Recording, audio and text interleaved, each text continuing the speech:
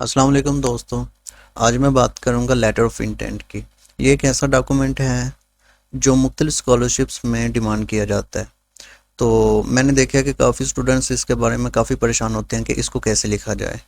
तो आज मैं छोटे से टिप्स आपको बयान करूंगा कि इसको एक अच्छे वे में कैसे लिखा जा सकता है और इसको लिखने के बाद कैसे स्कॉलरशिप में अप्लाई करके उस स्कॉलरशिप्स को विन किया जा सकता है। लेटर ऑफ इंटेंट एक ऐसा डॉक्यूमेंट है कि ऑलमोस्ट 80% जो आपकी जो सिलेक्शन है इसी चीज़ पे बेस करती है।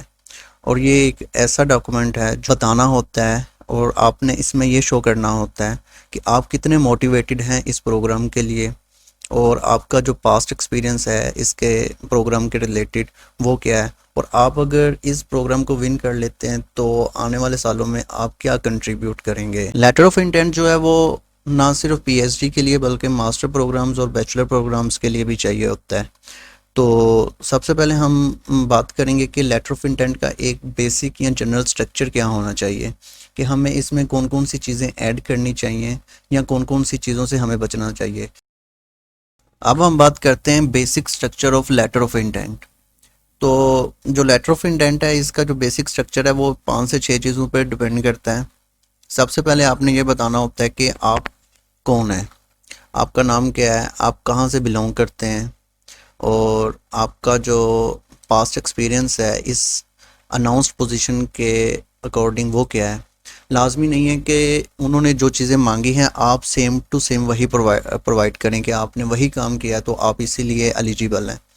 आपका रेलेवेंसी होनी चाहिए कुछ ना कुछ उस अनाउंस्ड पोजीशन के अबाउट, कि आपने इस पोजीशन के बारे में ये पास्ट में काम किया हुआ है लेकिन आप इंटरेस्टेड हैं कि आप फर्दर एडवांस टेक्निक्स पे या एडवांस टेक्नोलॉजीज़ पे काम करना चाहते हैं।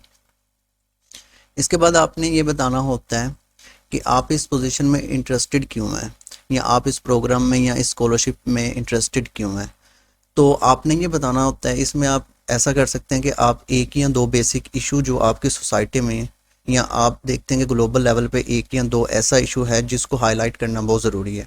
आप 1 से 2 लाइन उसके बारे में लिखते हैं और उसके बाद बताते हैं कि ये चीज़ें मुझे इनकरेज करती हैं कि मैं इस प्रोग्राम में अप्लाई करके स्कॉलरशिप विन करूं और फर्दर इस पे स्टडी और करूं और इस पे रिसर्च करके कुछ ना कुछ कंट्रीब्यूशन करूं।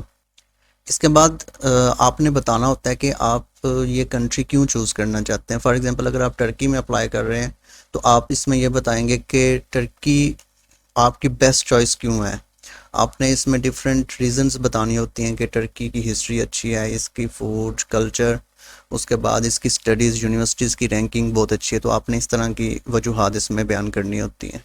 उसके बाद जो सबसे मेन इम्पोर्टेंट पॉइंट है वो ये है कि अगर आपकी स्कॉलरशिप हो जाती है और आपने एडमिशन ले लिया है और आपकी डिग्री कंप्लीट हो गई है तो डिग्री कंप्लीट होने के बाद आप क्या करेंगे। आपके पास कोई प्लान है बयान करने के लिए कि आप डिग्री के बाद ये कर देंगे।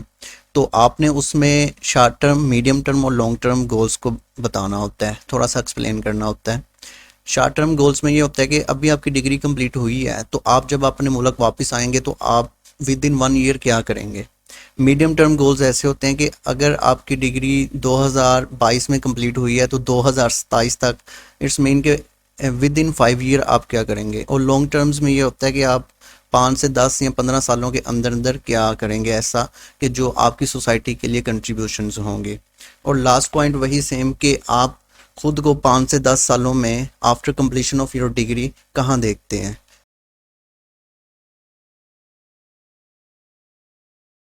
अब मैं बात करूंगा लेटर ऑफ इंटेंट के लेंथ की। तो जो लेटर ऑफ इंटेंट है ये मैक्सिमम आपका 400 से 500 वर्ड्स के दरमियान दरमियान होना चाहिए। आपने इन तमाम सवालों का जवाब 400 से 500 वर्ड्स में देना है, क्योंकि उनके पास भी इतना टाइम नहीं होता कि 1000, 1200, 1500 वर्ड्स को रीड करें और फिर आपके मोटिवेशन को या इंटरेस्ट को समझें। तो आपने विद इन लिमिट रह के इन सारी चीज़ों को एक्सप्लेन करना है। अब मैं आपको एक एग्जांपल देता हूँ जो मेरा खुद का मोटिवेशन लेटर है। ये मैंने तकरीबन 2-3 साल पहले लिखा था। तो मैं थोड़ा आपको एक्सप्लेन कर देता हूँ। ये जस्ट एक आइडिया, ये कोई थंब रूल नहीं है कि आप इसी के अकॉर्डिंग लिखें, जैसा आपका वे है आप उसके अकॉर्डिंग लिखें। लेकिन ये एक जस्ट एक एग्जांपल है, आप इसको देख के अपना प्रिपेयर कर सकते हैं। लेकिन स्टोरी वगैरह आपने खुद लिखनी है, अपनी प्लेजरिज्म नहीं होना चाहिए। और ये सारी चीज़ें। तो आप ये देख सकते हैं पहले पैराग्राफ में मैंने ये बयान किया है कि मैं कौन हूँ, मेरा कहाँ से ताल्लुक़ है और मेरा जो पास्ट एक्सपीरियंस है, जो अनाउंस्ड पोजीशन है या स्कॉलरशिप है उसके बारे में। उसके बाद मैंने सेकंड पैराग्राफ में या सेकंड क्वेश्चन आंसर में मैंने ये लिखा है कि मैं इस प्रोग्राम में क्यों इंटरेस्टेड हूँ। तो वो ये मैं इसलिए इंटरेस्टेड हूँ कि एनिमल्स की वजह से ये प्रॉब्लम्स आ रहे हैं एनवायरनमेंट में, तो मैं इनको कम करना चाहता हूँ। और उसके बाद मैंने ये एक्सप्लेन किया कि मैं टर्की में क्यों इंटरेस्टेड हूँ, क्यों टर्की मेरे लिए एक बेस्ट चॉइस है। तो मैंने उसमें ये बताया यूनिवर्सिटीज़ की रैंकिंग बहुत अच्छी है, एनिमल न्यूट्रिशन का डिपार्टमेंट बहुत अच्छा है, और उसके बाद इसमें मल्टी कल्चर है, स्टैंडर्ड ऑफ एजुकेशन हाई है, उसके बाद लिविंग फैसिलिटीज़ बहुत अच्छी हैं। और एंड वाले पैराग्राफ में मैंने ये बताया कि मैं मेरे short term, medium term and long term goals क्या होंगे। इसमें बताया कि जैसे ही मेरी एजुकेशन कंप्लीट होगी मैं आते ही एकेडमिक्स या रिसर्च का हिस्सा हो सकता हूँ, और उसके बाद मैं जो फार्मर्स हैं या फिर ऐसा तबका पाकिस्तान का जो वेल एजुकेटेड नहीं है, मैं उनमें अवेयरनेस काज कर सकता हूँ डिफरेंट इश्यूज़ के बारे में। ये मैंने शॉर्ट टर्म गोल्स में बताया।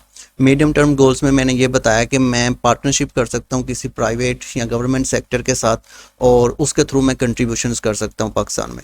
लॉन्ग टर्म गोल मैंने ये बताया कि मैं पीएचडी के बाद प्रोफेसर बन के एक लैब एस्टेब्लिश कर सकता हूँ, या मैं लाइफ स्टॉक डिपार्टमेंट का डायरेक्टर बन के उसके थ्रू पाकिस्तान में मेजर लेवल पे कंट्रीब्यूशन कर सकता हूँ। जैसे मैं अच्छी पॉलिसीज़ बना सकता हूँ जो पाकिस्तान को फ्यूचर में काम आए, या फिर कुछ ऐसे इंस्टीट्यूट्स डेवलप कर सकता हूँ जो पाकिस्तान की इकोनॉमी को बूस्ट करने में मदद देंगे थ्रू लाइफस्टॉक सेक्टर एक्सपोर्ट।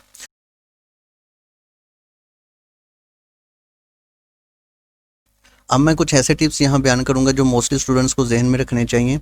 आपने लेटर ऑफ इंटेंट इस पे में प्रिपेयर करना है कि ये लगे कि आप ये सब काम इंडिविजुअल करेंगे। फॉर एग्जांपल अगर हम बात करते हैं शॉर्ट टर्म, मीडियम टर्म और लॉन्ग टर्म गोल्स की, तो आपने इस लेवल पे रख के इनको लिखना है कि ये शो करे कि ये जो काम है ये इंडिविजुअल लेवल पे भी किया जा सकता है। ये ना हो कि आप बहुत ज़्यादा इसको एग्जैजरेट कर दें, बहुत ज़्यादा हाईलाइट कर दें कि मैं ये कर दूंगा, मैं वो कर दूंगा, जो कि ये शो करे कि ये एक बंदे की बस में चीज़ नहीं है।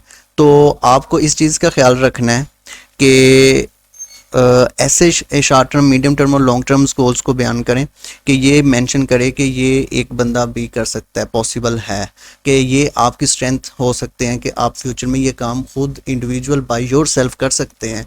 तो आपने इस वे में रह के करना है, आपने चीज़ों को ज़्यादा एग्जैजरेट नहीं करना, नेचुरल वे में लेके चलना है, सिंपल नॉर्मल वे में लेके चलना है।